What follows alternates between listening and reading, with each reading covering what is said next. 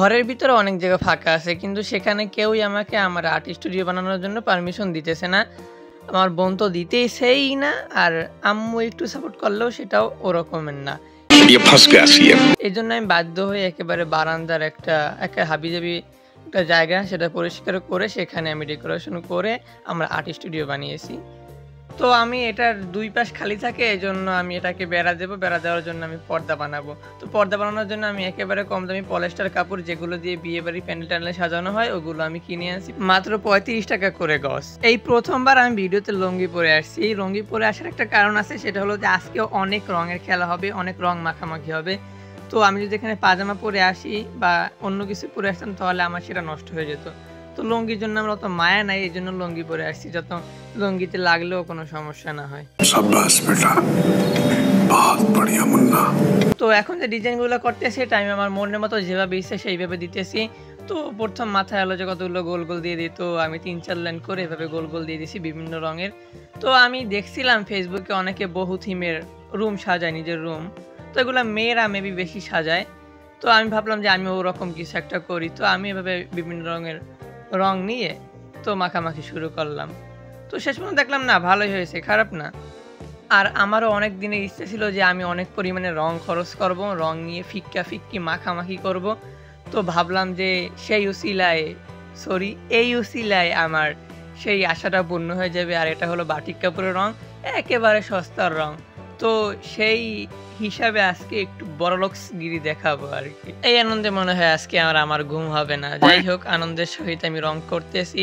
আর এখনই এসে গেছে সেই আনন্দঘন মুহূর্ত, যে রং ফিক্কা ফিক্কি মাখামাখি একেবারে পর্দাটাকে মেখে জেকে একসাথ করে দিয়েছি, পুরো 12টা বাজিয়ে দিয়েছি। না, সেই একটা ডিজাইন হয়েছে, অস্থির একটা ডিজাইন হয়েছে। এরকম ডিজাইন কোনো কাপড় মিস্ত্রির কি বলে ওটাকে, কাপড় ডিজাইন, যারা কাপড়ের রং ডিজাইন করে তারাও পারবে না। আমি মনে করি তাদের আমার কাছ থেকে এসে শেখা উচিত, তাদেরকে পাঠিয়ে দেওয়া আমার কাছে।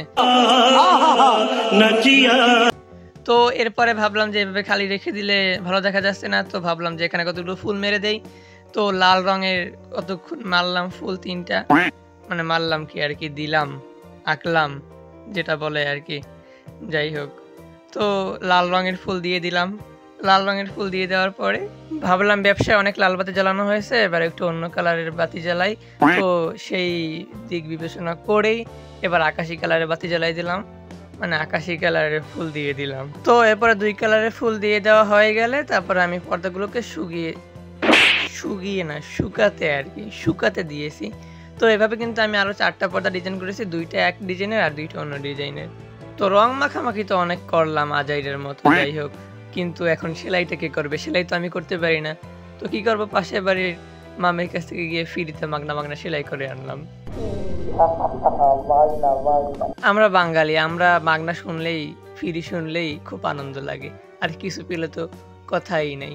তো আমি এটা সত্যি সত্যি কিন্তু ফ্রিতেই করিয়ে আনছি, কারণ এই সেলাই মেশিনের কাজ আমার 14 গোষ্ঠীর মধ্যে কেউ পারে বলে আমার মনে হয় না।